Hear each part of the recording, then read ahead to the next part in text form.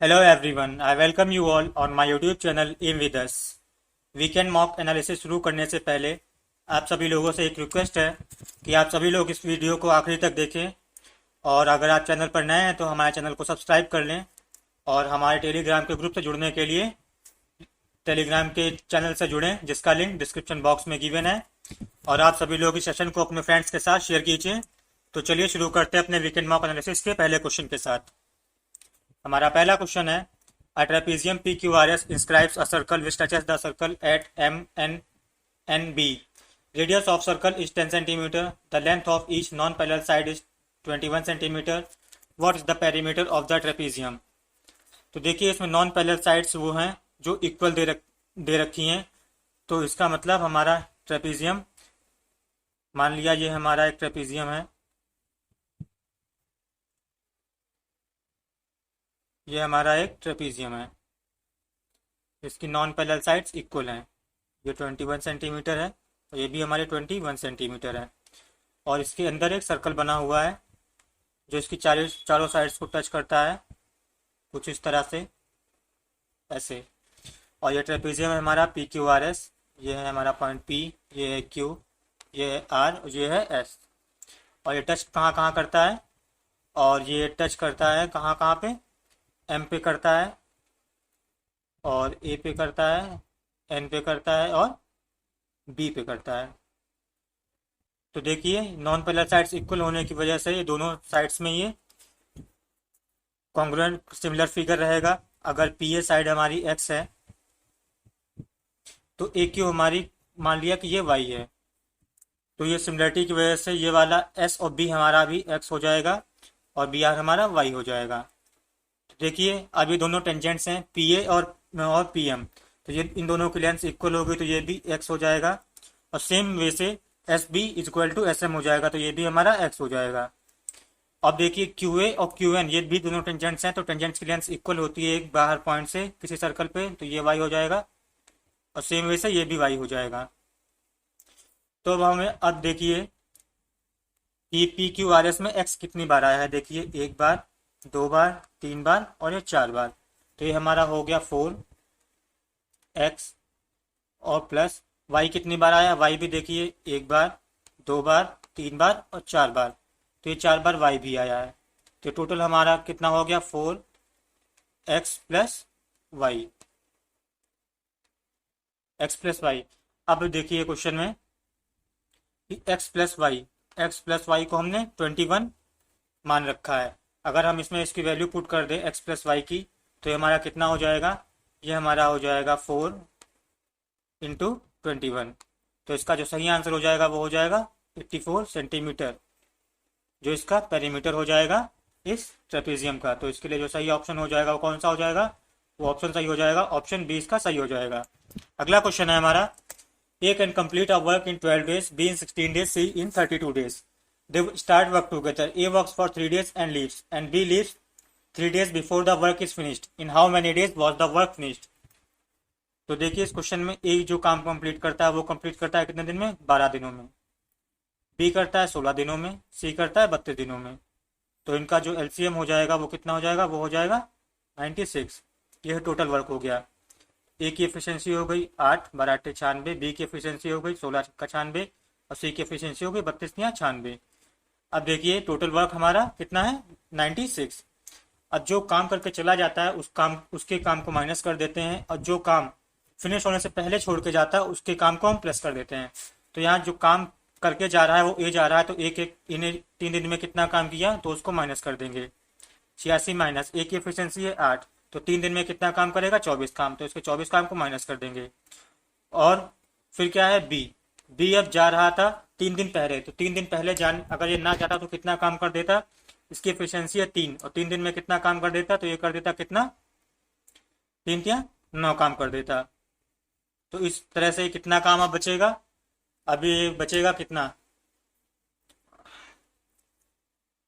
अब ये हमारा काम बच जाएगा कितना, 96 में से 24 माइनस कर देंगे और प्लस 9 कर देंगे तो कितना बचेगा, तो ये बचेगा हमारा 96 में से 24 जाएंगे बिगर 20 जाएगा तो कितना बचेगा, तो हमारा बचेगा 76, 4 और जाएंगे तो 72 बचेगा और फिर 72 और 9 80।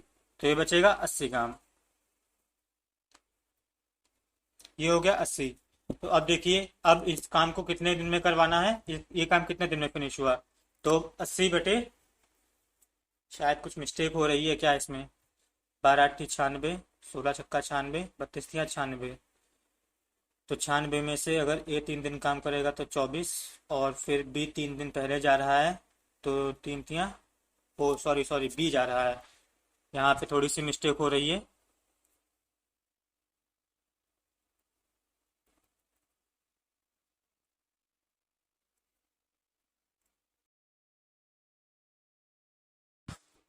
तो देखिए, ए इसमें 3 दिन काम करके जाता है, तो ए ने 3 दिन में कितना काम कर लिया। ए दिन ने तीन, ए की एफिशिएंसी है 8, तो 3 दिन में काम कितना करेगा, 8 तो 24, तो हम इसके काम को माइनस कर देंगे, तो -24 हो जाएगा। और फिर बी 3 दिन पहले जाता है काम फिनिश होने के पहले, तो इसके 3 दिन के काम को हम प्लस कर देंगे, तो बी 3 दिन में कितना काम करेगा, इसकी एफिशिएंसी है 6, 3 दिन में कितना काम करेगा, 18 काम, तो इसके 18 काम को माइनस कर देंगे। तो ओवरऑल हमारा कितना काम हो जाएगा, तो ओवरऑल ये हमारा काम हो जाएगा 90। अब इस 90 काम को बी प्लस सी कितने दिन में वो करेंगे, 90 अपॉन बी प्लस सी की एफिशिएंसी कितनी है, 6 और 3 9। तो ये हो जाएगा 90/9, कितना हो जाएगा, ये हो जाएगा 10 डेज। तो 10 डेज में पूरा काम कंप्लीट हो जाएगा, तो इसका सही आंसर जो हो जाएगा वो हो जाएगा ऑप्शन सी, 10 डेज। अगला क्वेश्चन है हमारा, find cos square 20 plus cos square 40 plus cos square 80। तो इस क्वेश्चन में आप सभी लोगों को बेसिक सा फॉर्मूला पता होना चाहिए, वो होता है cos 2 theta is equal to cos square theta 2 cos square theta -1। तो यहाँ से अगर कॉस स्क्वायर थीटा की हम वैल्यू निकालना चाहें, तो कॉस स्क्वायर थीटा की जो वैल्यू हो जाएगी वो हमारी हो जाएगी कॉस 2 थीटा प्लस 1/2। तो इस फार्मूले का यूज करते हुए अगर हम तीनों में ये सेम चीज अप्लाई करें, तो कॉस स्क्वायर 20 कितना हो जाएगा, ये हो जाएगा कॉस 40 प्लस 1/2, और कॉस स्क्वायर 40 कितना हो जाएगा, ये हो जाएगा कॉस 80 प्लस 1/2। और इसी तरह से कॉस स्क्वायर 80 कितना हो जाएगा, ये हो जाएगा कॉस 160 प्लस 1/2। फिर इसको अगर आगे सिंप्लीफाई हम करना चाहे, तो 1/2 सबसे बाहर सबसे अलग कर देंगे, तो ये बच जाएगा हमारा 3/2, और प्लस हाफ अगर कॉमन ले ले, और फिर हमारा क्या बचेगा, तो हमारा बचेगा आगे cos 40 plus cos 80 plus cos 160, ये हमारा बचेगा। अब आगे देखिए, इसमें क्या करेंगे हम, ये जो cos 40 और प्लस cos 80, इसमें हम फॉर्मूला लगाएंगे cos c plus cos d का, तो ये कितना हो जाएगा, ये तो 3/2 ही रहेगा, और ये प्लस हाफ रहेगा। और जो आगे हम लगाएंगे फार्मूला, तो cos c plus cos d का फार्मूला क्या होता है, 2 cos c plus d/2 into cos c minus d/2। तो cos 80 प्लस 40 ये हो जाएगा 120/2 करेंगे तो हो जाएगा 60, तो ये कितना हो जाएगा 2 cos 60, 2 cos 60, और इंटू क्या होता है cos c माइनस d/2, तो 80 माइनस 40 ये हो जाएगा 40/2 करेंगे तो हो जाएगा 40/2 20, तो हो जाएगा इंटू cos 20।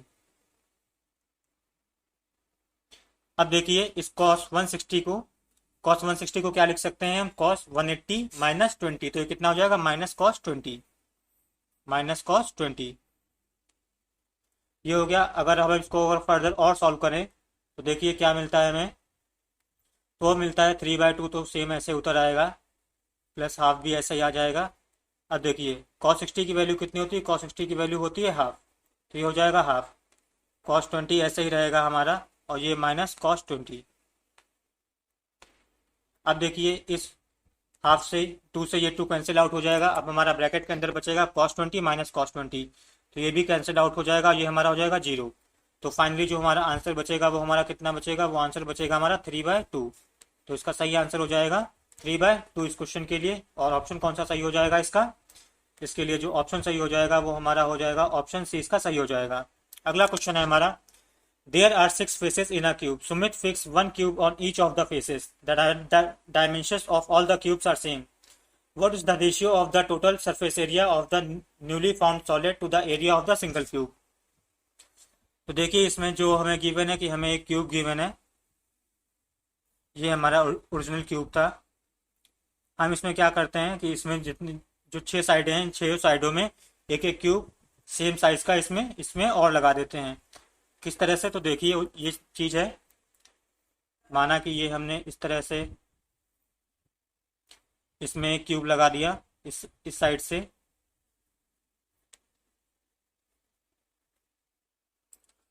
और सेम वे में हमने इधर भी इसको लगा दिया है।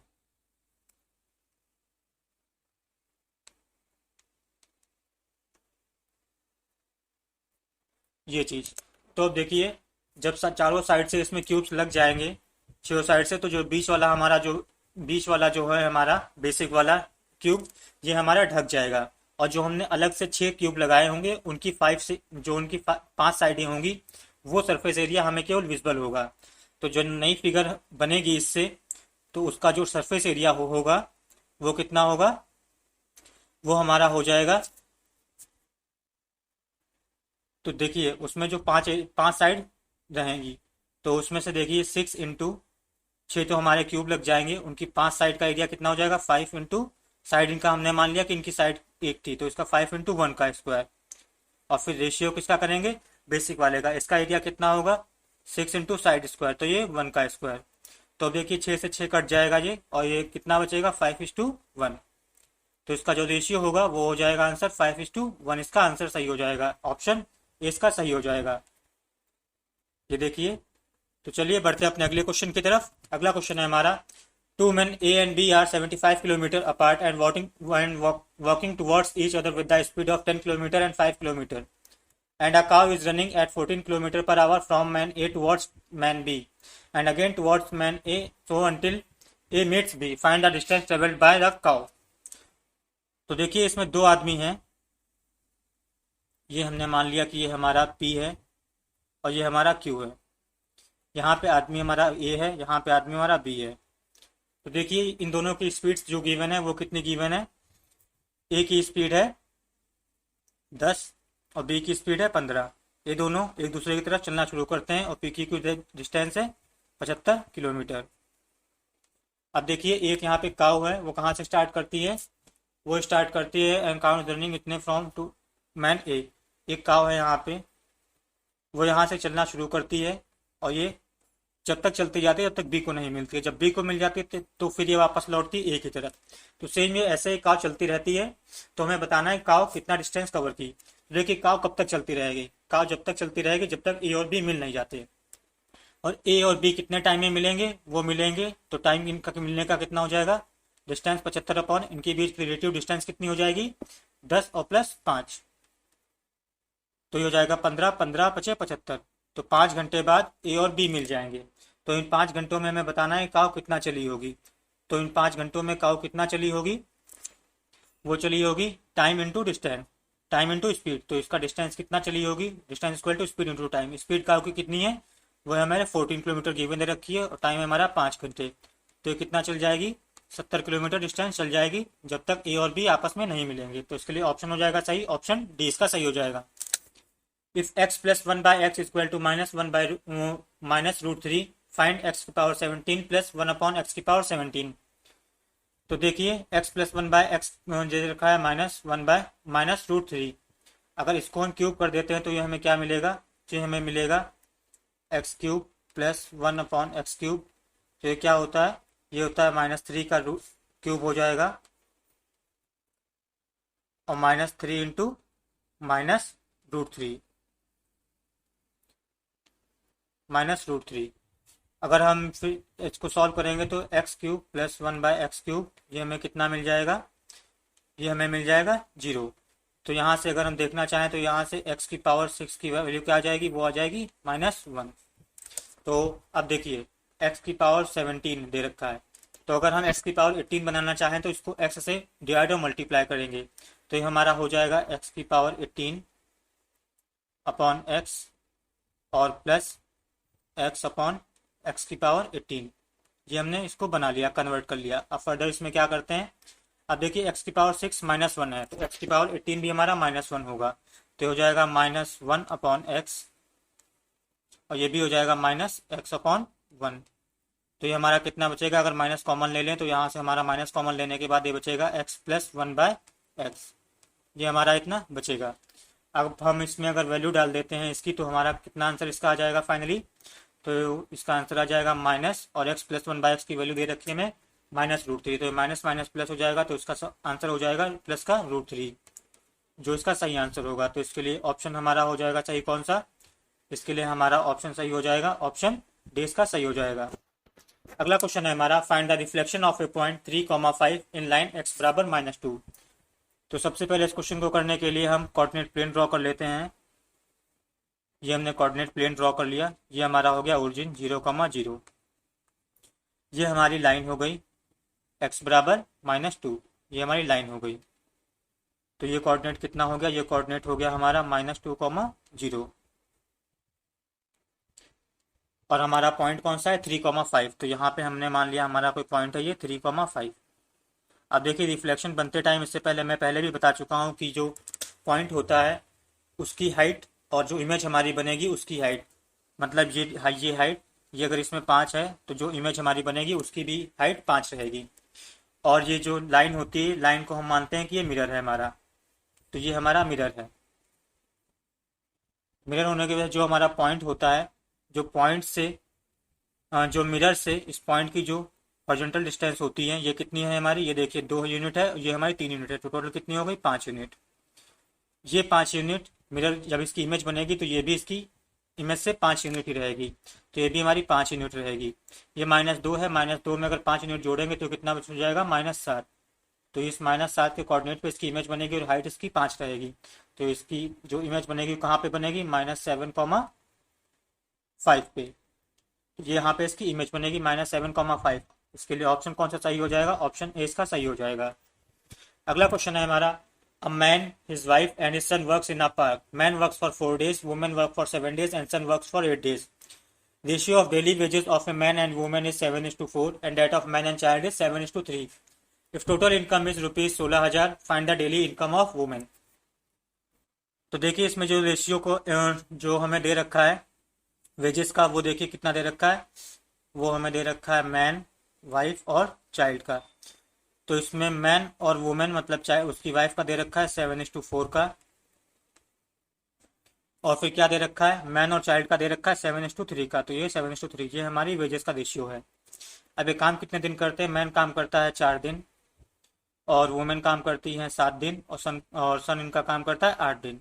तो टोटल वर्क इन लोगों ने कितना किया, तो मैन ने किया 7 चौक 28, वुमेन ने भी किया 7 चौक 28, और चिल्ड्रन ने कितना काम किया 24 काम।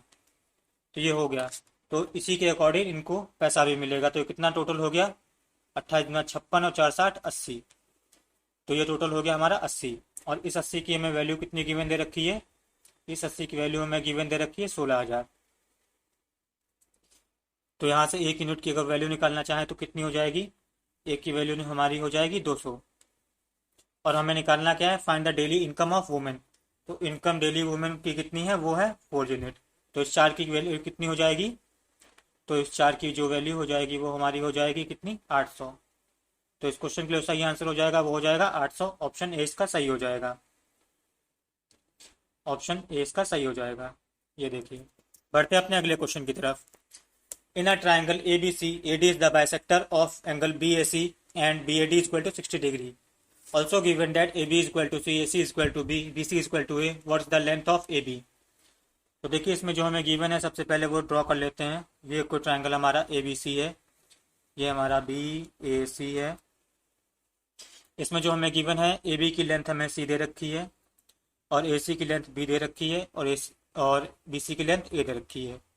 और हमारा B और जो AD है वो हमारा एंगल बाइसेक्टर है, ये हमारा पॉइंट D है, ये हमारा एंगल बाइसेक्टर है, ठीक है। और इसके बाद फिर क्या दे रखा है, एंगल BAD 60 है। अगर ये एंगल 60 है तो बाइसेक्टर होने की वजह से ये एंगल भी हमारा 60 हो जाएगा, ये एंगल हमारा 60 हो जाएगा। अब हमें लेंथ क्या बतानी है, लेंथ बतानी है AD की। तो देखिए ऐसा क्वेश्चन हम इससे पहले भी कर चुके हैं। इसमें हम सिंपली एरिया को इक्वेट करेंगे और इसको फाइंड कर लेंगे। तो एरिया इक्वेट कैसे करेंगे, चलिए देखते हैं। तो देखिए इसमें जो टोटल एरिया हमारा होगा area of triangle ABC, area of triangle ABC ये किसके इक्वल हो जाएगा, ये इक्वल हो जाएगा area of triangle B A D plus area of triangle D A C. तो देखिए ए बी सी का एरिया कितना हो जाएगा, अब इसमें फॉर्मूला लगाएंगे half A B sine theta वाला। तो इसमें देखिए ये हो जाएगा half B into C into sine 120, sine sine 120 sine 120, क्योंकि इसका एंगल 60 और 60 दोनों के बीच का सम करके 120 हो जाएगा। बी डी का एरिया कैसे निकालेंगे, तो ये हो जाएगा हाफ ए डी को हम मान लेते हैं एक्स, तो ये हमारा हो जाएगा x into C into sign 60 plus, अब हम डी ए सी का एरिया कैसे निकालेंगे, वो हो जाएगा हमारा हाफ, ये हो जाएगा बी एक्स इंटू साइन 60।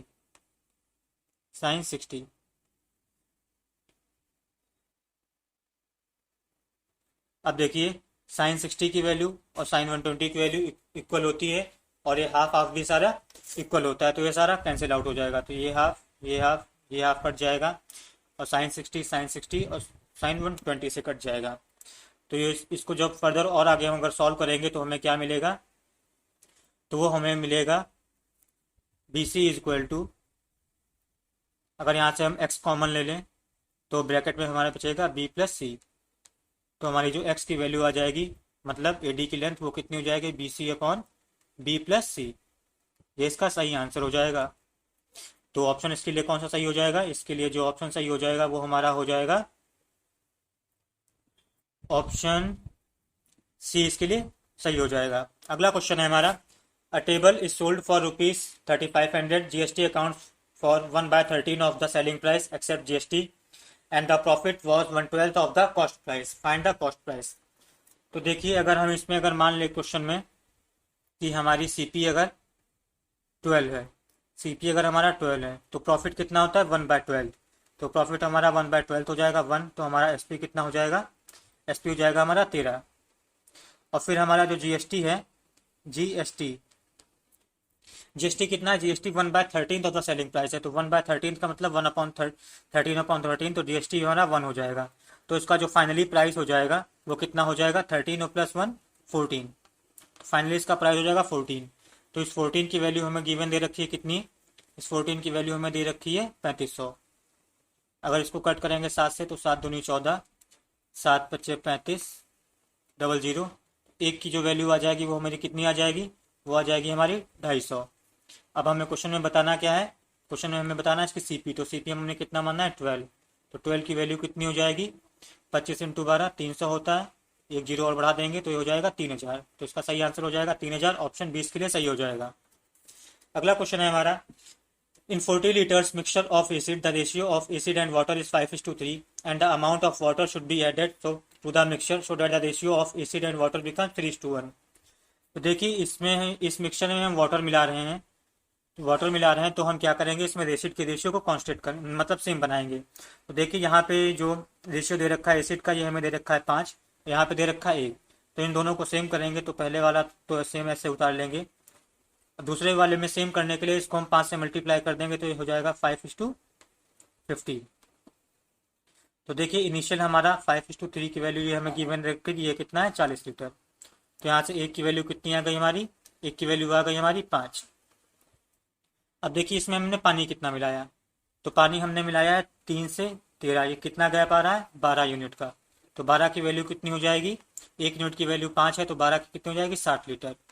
तो हमें 60 लीटर पानी मिलाना पड़ेगा, तब इसका रेशियो 1:3 बनेगा। तो आंसर हो जाएगा इसके लिए ऑप्शन ए। अगला क्वेश्चन है, the average of 7 consecutive odd numbers is a if the next 4 numbers and the previous 3 odd numbers to these 7 odd numbers are also included, then what is the new average of these 14 consecutive odd numbers। तो इसमें हम मान लेते हैं कि हमारे पास 7 consecutive numbers हैं odd, तो ये हमने मान लिया कि हमारे हैं, ये हमने माना 1 3 5 7 9 11 और हमने ये मान लिया 13। तो इसका जो एवरेज होगा वो कितना होगा, वो एवरेज होगा हमारा 7, इसका एवरेज कितना है 7। अगर 4 इसके आगे की और जोड़ लें तो कितना हो जाएगा नंबर्स, तो ये हो जाएगा हमारा 15 17 19 और ये हमारा हो जाएगा 21। और इसके पहले की अगर 3 जोड़ लें तो कितना हो जाएगा, ये हमारा हो जाएगा -1, ये हो जाएगा हमारा -3, ये हो जाएगा हमारा -5। अब इसका एवरेज कितना होगा, अब देखिए टोटल टर्म्स हो गए 14, तो 14 के लिए इनके बीच वाले दोनों टर्म्स को प्लस करके हाफ कर देते हैं तो वो उसका एवरेज आ जाता है। तो अब इसका एवरेज कितना आ जाएगा, 9 + 11/2, तो 20 हो जाएगा, अपॉन 2 करेंगे तो अब इसका एवरेज कितना आ जाएगा, 10। तो अब देखिए इनके बीच में गैप कितना आ गया, गैप आ गया 3 का। अगर हम 7 को अगर हम ए मान लें तो बाद में हमारा कितना, ये 10 को हम क्या लिख सकते,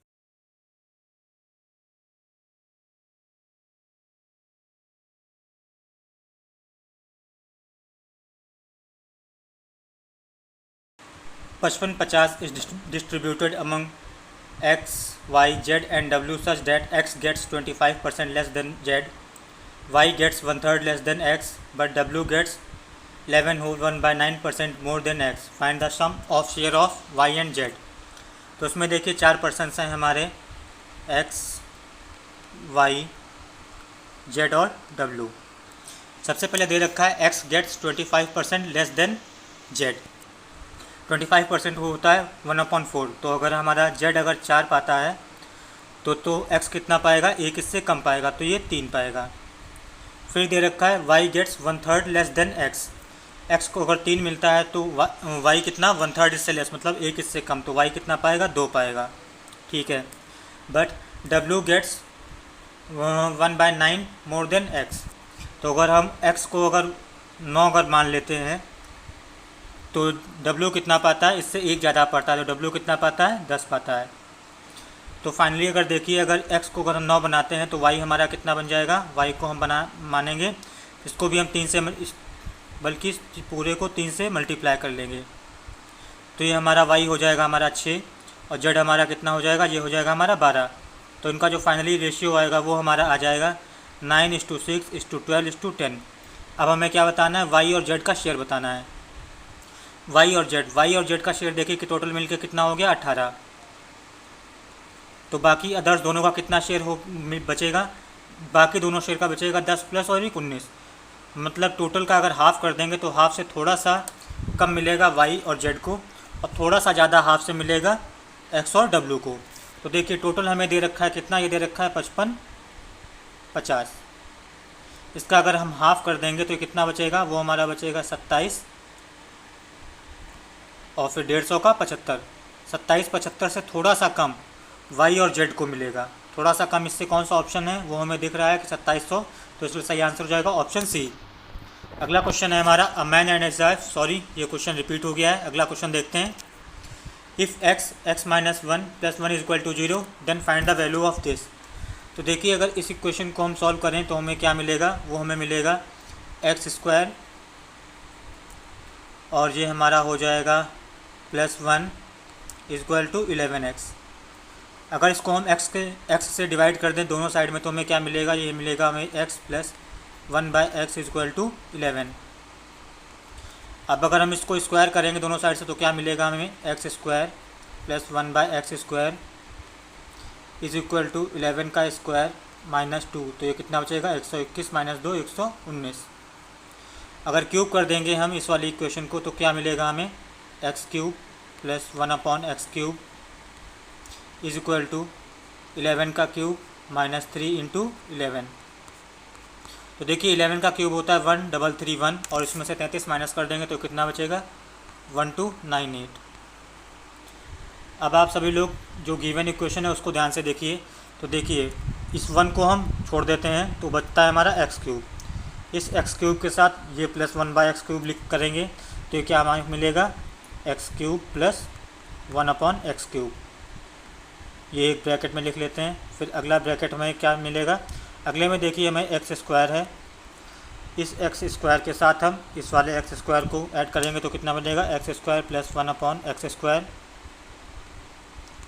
और प्लस फिर हम इन दोनों को ऐडअप कर देते हैं x + 1/x, तो ये हमें मिलेगा x + 1/x। तो अब हमें सिंपली इसमें वैल्यूज़ पुट करनी है, तो चलिए वो भी पुट कर देते हैं और देखते हैं फाइनली हमें आंसर क्या मिलता है। तो देखिए जो x³ + 1/x³ की वैल्यू है वो कितनी है, वो है हमारी 1298। और एक्स स्क्वायर प्लस 1/x² की वैल्यू है 119, और x प्लस 1/x की वैल्यू कितनी है वो हमें गिवन है 11, और प्लस 1 जो हमें पहले छोड़ रखा था उसको भी ऐड कर लेंगे। तो देखते हैं इसमें क्या मिलेगा इसको सॉल्व करके। इसको अगर हम ऐडअप करेंगे तो हम देखते हैं कि 1 और 1 9 1 10 और 1 19, यूनिट डिजिट इसकी 9 आ रही है। और ऑप्शन में हमारे केवल ऐसा एक ही ऑप्शन है जिसमें यूनिट डिजिट 9 आ रही है, तो वो कौन सा ऑप्शन है? वो ऑप्शन है हमारा ऑप्शन नंबर 1। तो इसके लिए सही आंसर हो जाएगा ऑप्शन ए, इसका सही हो जाएगा। अगला क्वेश्चन है हमारा, ABCD is a cyclic quadrilateral such that AB is the diameter of the circle circumscribing it and angle ADC is equal to 148. What is the measure of the angle BAC? तो देखिए ABCD एक cyclic quadrilateral है, तो सबसे पहले तो हम एक सर्कल बना लेते हैं। इसके अंदर साइक्लिक क्वाड्रिलेटरल रहते हुए AB डायमीटर होगा इसका, तो A और B मान लेते हैं इसका डायमीटर है, और ये हमारा सेंटर O है। AB C और D ये हमने मान लिया साइक्लिक क्वाड्रिलेटरल बन गया। अब देखिए साइक्लिक क्वाड्रिलेटरल में एंगल ADC दे रखा है 148, तो ये एंगल हमें दे रखा है कितना 148। हमसे एंगल पूछा है BAC का, तो अब देखिए अगर इसमें हम ये अगर AC को ज्वाइन कर दें, AC को अगर हम ज्वाइन कर दें तो ये हमें पता है कि सेमी सर्कल में ये जो एंगल बनता है ये हमें 90 बनता है। और साइक्लिक क्वाड्रिलेटरल की प्रॉपर्टी होती है कि अपोजिट्स एंगल्स का सम 180 होता है, तो इस दोनों का एंगल 180 होगा, तो इसका कितना हो जाएगा 180 माइनस 48, तो कितना बचेगा 32 बचेगा। अब ये देखिए ट्रायंगल ABC में तीनों का सम 180 होता है, ये 90 पहले से है तो इन दोनों का सम 90 होगा, तो इस वाले एंगल की वैल्यू कितनी हो जाएगी? वो हो जाएगी 90 माइनस 32, तो ये कितना बचेगा हमारा? ये बचेगा 58। ऑप्शन इसका सी सही हो जाएगा। अगला क्वेश्चन है हमारा, find the coordinates of the point A where AB is the diameter if of a circle whose centre is 3,2 and B is 1,4। तो देखिए ये अगर हमारा कोई सर्कल है और इसके डायमीटर दे है A और B, और इसमें B के कोऑर्डिनेट्स हैं 1,4, और ये हमने मान लिया सेंटर है इसका O। सेंटर के कोऑर्डिनेट्स दे रखे हैं 2,3, हमें कोऑर्डिनेट्स बताने हैं पॉइंट A के, तो पॉइंट A के हमने कोऑर्डिनेट्स मान लिए x, y। तो अब देखिए इसमें जो सेंटर के कोऑर्डिनेट्स होते हैं वो A और B के मिड पॉइंट्स होते हैं, तो इसके लिए एक सिंपल सा फार्मूला है, तो वो देख लीजिए क्या होता है। वो होता है A के x कोऑर्डिनेट और B का y x कोऑर्डिनेट, इन दोनों का सम डिवाइडेड बाय 2, तो हो जाएगा x प्लस 1/2। ये इक्वल होता है सेंटर के x कोऑर्डिनेट के इक्वल, तो ये हो जाएगा 2 के बराबर। तो यहाँ से x की वैल्यू हमारी कितनी आ जाएगी? क्रॉस मल्टीप्लाई करेंगे तो 4 - 1 ये 3 आ जाएगा। सेम इसी वे में y का कोऑर्डिनेट क्या होगा? पॉइंट A का y coordinate plus point B का y coordinate divided by 2 is equal to centre का y कोऑर्डिनेट। तो ये कितना सेंटर का y कोऑर्डिनेट दे रखा है 6, तो यहाँ से y की वैल्यू कितनी आ जाएगी? वो आ जाएगी 3 2 6 और -4 ये जाएगा 2। तो जो A पॉइंट के कोऑर्डिनेट्स हो जाएंगे वो हमारे हो जाएंगे 3,2। तो ऑप्शन कौन सा सही हो जाएगा? ऑप्शन सही हो जाएगा ऑप्शन B। अगला क्वेश्चन है हमारा, Rahul does 30% of A work in 30 days. On 31st day, Raj joins him and they together completes the remaining work in 20 days. In how much time Raj can complete the whole work alone? तो देखिए इसमें 30% work 30 दिन में करता है, तो हमने मान लिया कि टोटल वर्क जो हमारा है, टोटल वर्क है वो हमारा 100 है। ठीक है, 30 दिन में 30 काम कर लेता है 30 दिन में, तो राहुल अगले काम मतलब एक दिन में एक काम करता है, तो अगले 20 दिनों में राहुल कितना काम कर लेगा? राहुल 20 काम और कर लेगा। तो पहले से इसने 30 काम और करके रखे थे, प्लस अगले 20 दिनों में राहुल 20 काम और कर लेगा, तो टोटल राहुल ने कितना काम किया? 50 काम किया। ठीक है, अब राज ने क्या किया? अब देखिए टोटल काम हमारा था 100, उसमें से राहुल ने कर लिया है 50, तो राज कितना काम करेगा? राज 50 काम करेगा। तो अब देखिए राज इन 50 काम को कितने दिन में करता है? 50 वर्क करता है कितने दिनों में? इसके साथ मिलके 20 दिनों में काम करता है, तो ये 20 दिन में।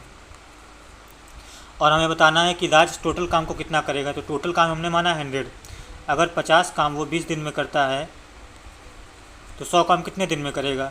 100 काम करेगा 40 डेज़ में, 40 डेज़ में। तो इसके लिए सही आंसर हो जाएगा ऑप्शन सी, इसका सही हो जाएगा। अगला क्वेश्चन है हमारा, a person borrows ₹10 and return in 11 monthly instalments of ₹1 for next 11 months, find the rate of simple interest annually. तो देखिए किसी ने 10 रुपये उधार लिए और उसको 11 महीनों में वापस करता है 1-1 रुपये हर महीने में। तो देखिए जब 1-1 रुपये हर महीने में वापस करेगा तो टोटल कितना वापस कर देगा? टोटल वापस कर देगा 11 रुपये, और उसने लिए कितने था 10 रुपये, तो इन दोनों का डिफरेंस कितना आएगा 1 रुपये। तो यही 1 रुपये हमारा जो एक्स्ट्रा पे कर रहा है वही हमारा SI के इक्वल हो जाएगा, ये हमारा 1 रुपये SI हो जाएगा। तो SI 1 रुपये होगा। इसका फॉर्मूला क्या होता है R, तो रेट तो हमें फाइंड करना है, टी कितना है, टी है 1 मंथ, तो ये हो जाएगा 1/12 इंटू 100 हो जाएगा। अब देखिए P क्या होगा। सबसे पहले देखिए उसने 10 रुपये उधार लिए थे, तो उसका जो पहले महीने का जो इंटरेस्ट लगेगा वो लगेगा 10 रुपये पे। अब फिर अगले महीने वो 1 रुपये वापस कर देगा, तो अब इंटरेस्ट कितने पे लगेगा 9 पे लगेगा। फिर ऐसे ही अगले महीने फिर वो 1 वापस कर देगा, तो इंटरेस्ट कितने पे लगेगा 8 पे। सेम ऐसा ही करते करते आखिरी में वो 1 रुपये पे इंटरेस्ट लगेगा और फिर ये पे हो जाएगा फाइनली, ठीक है। तो इसको अब हम फाइनली अगर सॉल्व करते हैं तो ये हो जाएगा 1200 बराबर R, और यहाँ पे देखिए 1 से 9 तक ये नेचुरल नंबर्स का सम है, तो कितना हो जाएगा 10 × 11/2। तो यहाँ से अगर R की हम वैल्यू निकालना चाहें तो कितनी हो जाएगी, ये तो रहेगा 1200, और ये हमारा कितना बचेगा, ये आ जाएगा हमारा 55। अगर इसको 5 से काटना चाहें तो ये हो जाएगा 11 टाइम्स, और ये कितना हो जाएगा, ये हो जाएगा 240। और इसको अगर हम सॉल्व करेंगे तो हमें क्या मिलेगा, 11 से डिवाइड करेंगे तो ये हो जाएगा 11 दूनी 22, और फिर बचेगा 20, तो ये जगह 11 हो जाएगा, फिर 9/11, तो 11 होल 9/1 ये हो जाएगा हमारा SI का रेट। तो ऑप्शन इसके लिए सही हो जाएगा, ऑप्शन 20 के लिए सही हो जाएगा। अगला क्वेश्चन है हमारा 9 centimetre solid metallic cube and a solid metallic cuboid having dimensions 5, 13, 31 are melted and recast into a single cube. What is the TSA of the new cube. तो देखिए एक क्यूब और एक क्यूबॉइड को मेल्ट करके एक नया क्यूब बनाते हैं, तो हमें बताना है उस नए क्यूब का TSA कितना होगा। तो देखिए ये सब करने में जो हमारे इन दोनों का जो वॉल्यूम होगा वो सेम रहने वाला है, तो इस क्वेश्चन में हम वॉल्यूम को सेम करेंगे। तो देखिए 9 सेंटीमीटर का जो क्यूब है इसका वॉल्यूम कितना हो जाएगा 9 का क्यूब, और प्लस जो हमारा क्यूबॉइड है इसका वॉल्यूम कितना हो जाएगा, क्यूबॉइड का वॉल्यूम होता है L × B × H, तो इसका हो जाएगा 5 × 13 × 31। ये इक्वल हो जाएगा नए वॉल्यूम के, नए क्यूब जो बनेगा उसके क्यूब वॉल्यूम के। तो इसका साइड सम मान लेते हैं कि इस साइड हमारी A है, तो उसका वॉल्यूम कितना हो जाएगा A क्यूब हो जाएगा, ठीक है। ये इतना हमारा हो गया। अब क्या करते हैं, 9 का क्यूब हमारा कितना होता है 7 2, ये हमारा होता है 7 2 9, ये हमारा होता है 7 2 9, और इस वाले मल्टीप्लाई, इसको हम अगर मल्टीप्लाई करेंगे तो देखते हैं कितना आता है, ये हो जाएगा 65, और ये 31 से अगर मल्टीप्लाई करते हैं तो कितना आ जाएगा, ये तो हमारा बचेगा 65, और ये बचेगा 15, और ये हो जाएगा 19, तो ये हमारा बचेगा 5, ये बचेगा 1, ये जो 2 0 और ये 2, तो ये हमारा बचेगा 2015। अगर इनको हम ऐडअप कर देते हैं तो कितना बचेगा 4, ये बचेगा हमारा 4, ये हो जाएगा 27 44।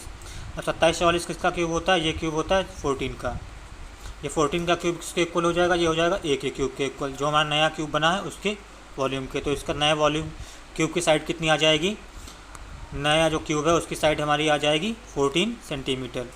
तो अब इसका हमें TSA बताना है। तो TSA का फार्मूला क्या होता है, TSA का क्यूब के फार्मूला होता है वो हमारा होता है TSA ऑफ क्यूब, ये फार्मूला होता है हमारा 6 × साइड का स्क्वायर मतलब A का स्क्वायर, तो ये हमारा हो जाएगा 6 × 14 का स्क्वायर। 14 का स्क्वायर कितना होता है 6 × 196। तो देखिए यूनिट डिजिट यहाँ से हमारी 6 आएगी, तो देखते हैं ऑप्शन में केवल 1 है या 2 हैं। तो देखिए ऑप्शन में हमारे केवल एक ही ऐसा ऑप्शन है इसकी यूनिट डिजिट 6 है, तो इसके लिए ऑप्शन सही हो जाएगा, वो कौन सा हो जाएगा, ऑप्शन 20 के लिए सही हो जाएगा। अगला क्वेश्चन है हमारा 3 men A, B and C start a business together. They invest ₹30,000, 24,000 and 42,000 respectively in the beginning. After 4 months, B took out 6,000 and C took out 10,000. They get a profit of ₹11,960 at the end of the year. B share in the profit is. तो देखिए 4 महीने के बाद B निकालता है 6,000 और C निकालता है 10,000। तो 4 महीने के इंटरवल को हम मानेंगे कि ये हमारा 1 यूनिट है, तो 12 ये महीने कितने हो जाएगा 3 यूनिट के बराबर। और सबसे पहले तो हम देखते हैं कि इसमें जो कैंसिल आउट हो रहा है सब में से वो कैंसिल आउट कर देते हैं। देखिए सबसे में पहले हम इन सबसे 3 जीरो हटा देते हैं। 3 जीरो हटाने के बाद देखिए इनका रेशियो बचता है 30 का, ये बचता है 24 का, और ये बचता है 42 का। अब देखिए ए ने तो इसमें कुछ किया नहीं, ना निकाला है ना ही ऐड किया है, तो ये 12 महीने के लिए इन्वेस्ट करेगा, तो इसका मतलब इंटू 3 कर देंगे। 3 क्यों? क्योंकि 4 महीने को हमने 1 यूनिट माना है। तो ये तो हो गया ए का काम। बी क्या करता है? बी 4 महीने तक कितना इन्वेस्ट करता है, तो ये 24 इंटू 1।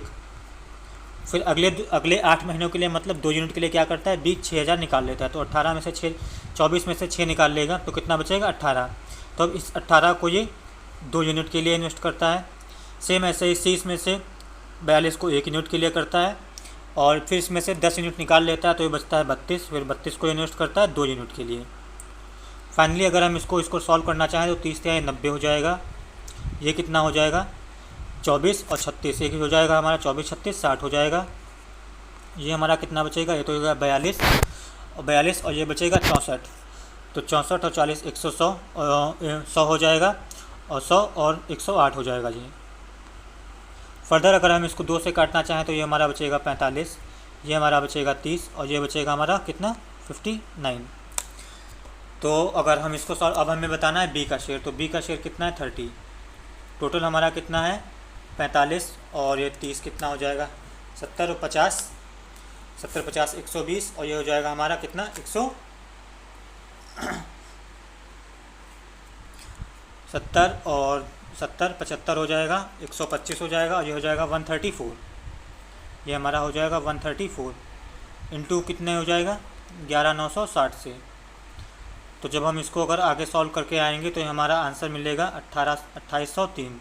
ये आप लोग सॉल्व कर लीजिएगा, कैलकुलेशन का पार्ट बचा हुआ है, ये हो जाएगा ऑप्शन 20 का सही हो जाएगा। अगला क्वेश्चन है हमारा, the whole surface area of a pyramid whose base is a regular polygon is 260 centimetre square and the area of its base is 120 centimeter square. The area of each lateral face is 20 centimeter, then the number of lateral faces is। तो देखिए pyramid है, उसका जो base area है वो दे रखा है, whole area दे रखा है 260, और एरिया बेस दे रखा है 120, और ईच लेटरल का दे रखा है 20। तो देखिए जो ये पिरामिड बनता है, किसी भी शेप का जो पिरामिड बनेगा उसका जो TSA होता है, जो होल सरफेस एरिया होता है, वो क्या होता है? वो होता है base area plus n into lateral sides का एरिया, लेटरल साइड एरिया। तो यहाँ देखिए जो टोटल सरफेस एरिया दे रखा है वो हमें दे रखा है 260,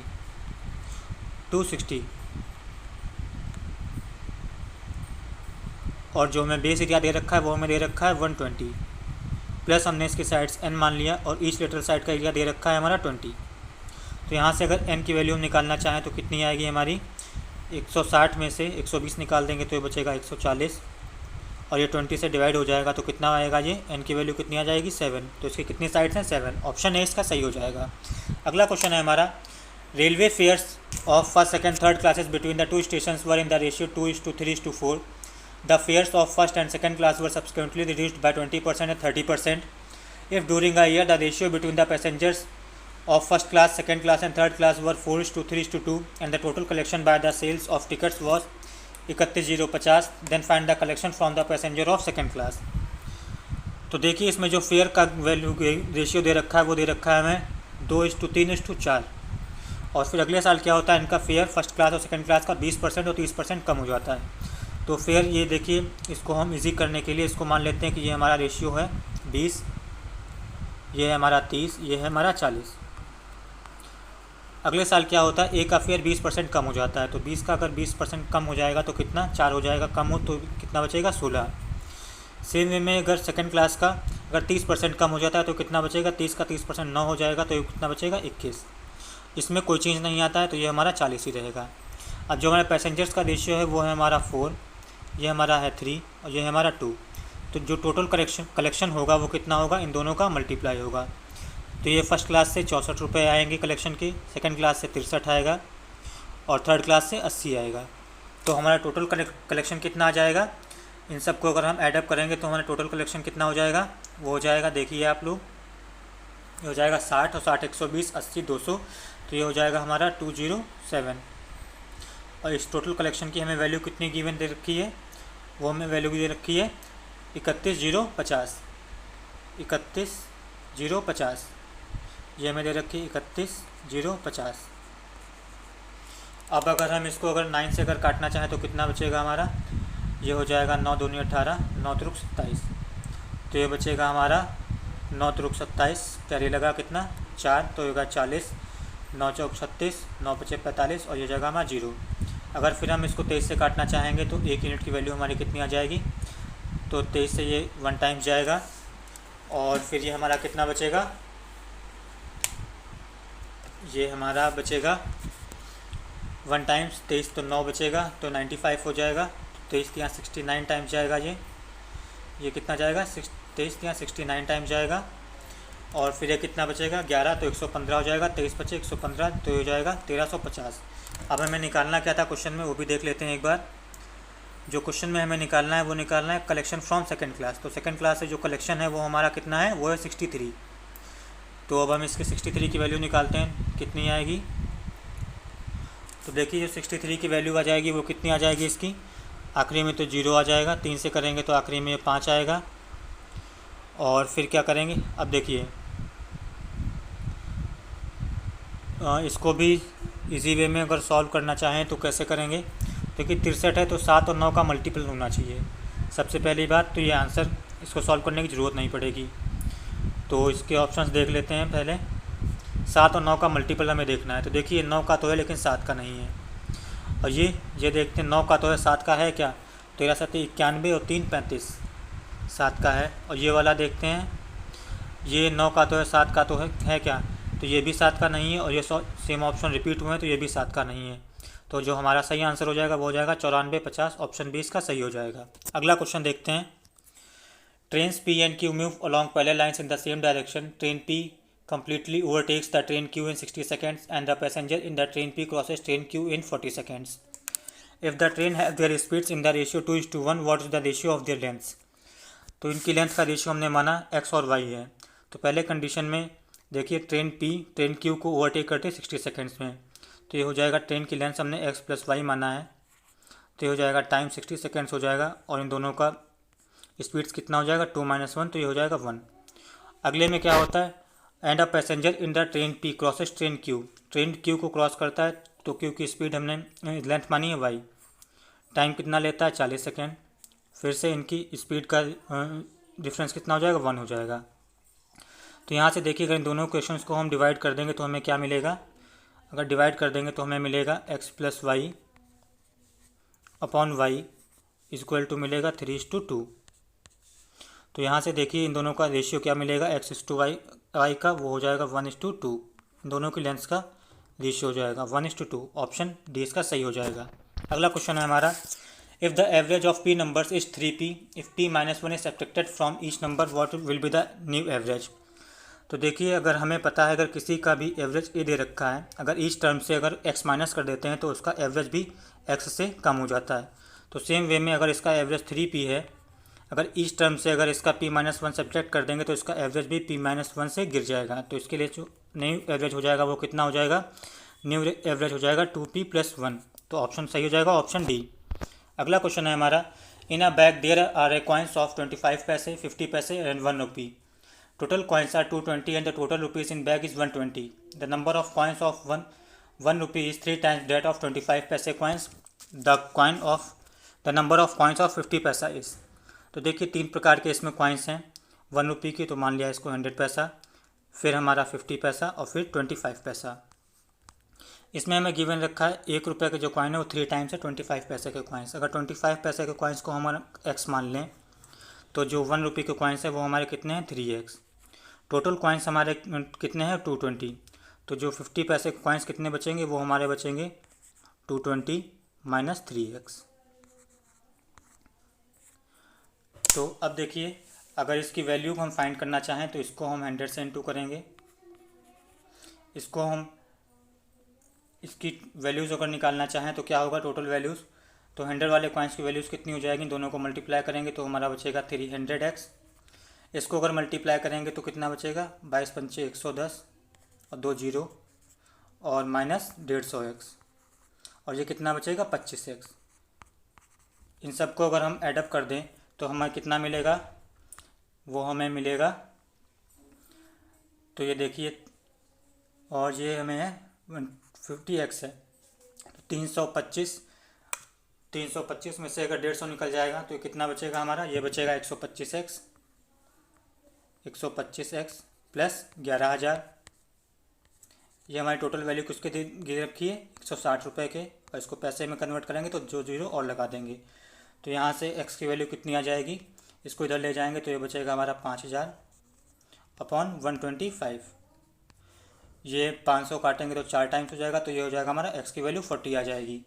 x की वैल्यू 40 आ जाएगी तो हमारे बताना है 50 पैसे के कितने कॉइन्स होंगे। तो 50 पैसे के कॉइन्स हमने कितने माने, 220 माइनस 3x।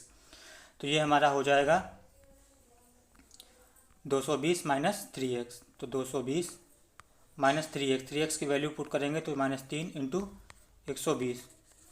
तो ये हमारा हो जाएगा 220, ये 120 नहीं सॉरी, यहाँ पे ये हमारा हो जाएगा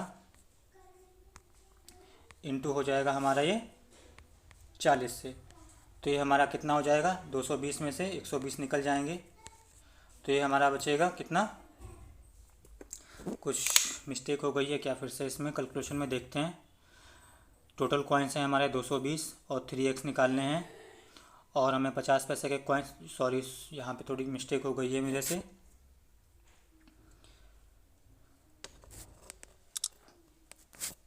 तो देखिए अगर 25 पैसे कॉइन्स को अगर हम मान लेते हैं कि ये x है, तो 100 पैसे के कॉइन्स कितने हो जाएंगे हमारे, 3x हो जाएंगे। तो 50 पैसे के कॉइन्स कितने बचेंगे, टोटल कॉइन्स हमने माने हैं दिए हुए हैं 220, तो 50 पैसे के कॉइन्स बचेंगे हमारे 220 माइनस 4x। अब देखिए इनकी सबकी टोटल वैल्यू कितनी हो जाएगी, टोटल वैल्यू कितनी हो जाएगी, अगर इन दोनों को हम मल्टीप्लाई कर देते हैं तो हर पैसे की वैल्यू हमें पता चल जाएगी। तो इसकी वैल्यू कितनी हो जाएगी, वो हो जाएगी 300x। जब इसको मल्टीप्लाई करेंगे तो 22 पंचे 110 आएगा जी, और फिर 2 जीरो और ये हो जाएगा हमारा 200x, और ये हमारा हो जाएगा 25x। इन सबको अगर एडअप कर देंगे तो x हमारा कितना बचेगा, 325x माइनस 200, तो ये बचेगा 125x और प्लस 11,000। इसकी वैल्यू कितनी हो जाएगी, इसकी टोटल वैल्यू हो जाएगी जितनी टोटल हमें वैल्यू दे रखी है बैग में, वो है 160 रुपये। तो ये हो जाएगा टोटल 160 के, इसको पैसे में कन्वर्ट करेंगे तो 2 जीरो इसमें और ऐड कर देंगे। तो यहाँ से अगर x की वैल्यू हम निकालना चाहें तो कितनी हमें मिलेगी, वो मिलेगी 11,000 में से 5,000 चले जाएंगे, 16 में से 11 निकल जाएंगे तो कितना बचेगा, 5,000 बचेगा जी हमारा, और अपॉन 125 कर देंगे तो जो x की वैल्यू आ जाएगी वो हमें मिल जाएगी 40। तो x की वैल्यू हमें 40 अगर मिल गई है तो अब हमें बताना है कि 50 पैसे के कॉइन्स कितने हैं बैग में।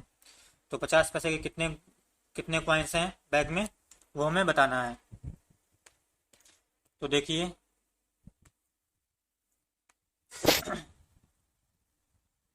तो 50 पैसे के कॉइन्स बैग में कितने हैं, वो हैं हमारे 220 माइनस 4x।